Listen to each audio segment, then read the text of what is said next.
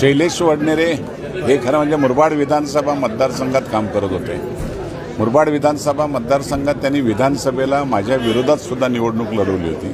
चांगल्या प्रकारचा एक संपर्क असलेला कार्यकर्ता ज्या वेळेला कुठेतरी वंचित राहतोय त्या टायमाला त्या कार्यकर्त्यावर नजर जाणं हे महत्त्वाचं काम होतं आणि शैलेश वडनेरेवर माझी ती नजर गेली आणि त्याला खास करून भारतीय जनता पार्टीमध्ये प्रवेश करावा अशी विनंती केली।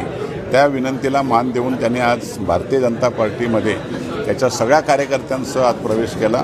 मी मनपूर्वक शैलेश वडनेरे यांना शुभेच्छा देतो।